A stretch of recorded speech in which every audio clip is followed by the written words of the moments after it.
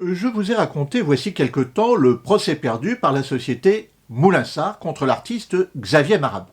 Ce peintre avait utilisé Tintin et d'autres personnages d'Hergé dans ses tableaux en les mettant dans des situations qui n'ont rien à voir avec celles des albums de Tintin.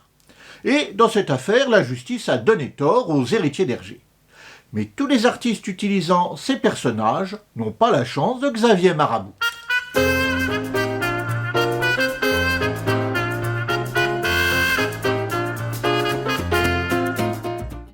Pépone est le pseudonyme de l'artiste plasticien Christophe Texier. Comme Xavier Marabout, il utilise divers personnages pour créer ses propres œuvres. Cette fois, il ne réalise pas des tableaux, mais des sculptures. Mais le point commun entre ces deux artistes, c'est que tous les deux utilisent des personnages de bande dessinée et de dessins animés dans leurs œuvres. Et parmi ces personnages, il y a ceux d'Hergé. Et pourtant, à quelques jours d'intervalle, deux tribunaux judiciaires différents ont pris deux décisions complètement opposées, pour des affaires apparemment très proches. Oui, j'aimerais bien que tu m'expliques, parce que pour moi, les deux, c'est pareil. Ne t'inquiète pas, Tricotine, on y vient.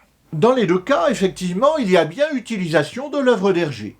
Et ça, a priori, c'est interdit. Pour préciser un peu les choses, c'est l'article L122.4 du Code de la propriété intellectuelle qui est applicable. Ce texte nous dit que toute représentation ou reproduction intégrale ou partielle faite sans le consentement de l'auteur est illicite.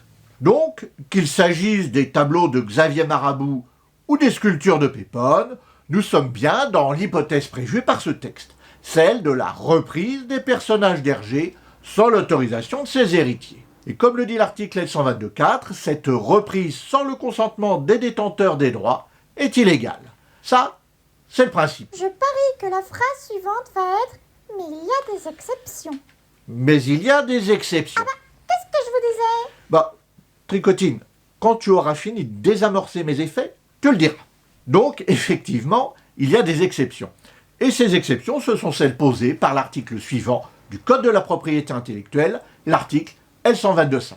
Ça, je vous en ai déjà parlé dans ma vidéo précédente intitulée « Tintin va faire Tintin ». Le lien est là. Ta main sort du cadre. Oui, le lien est là. Encore un que les boches n'auront pas.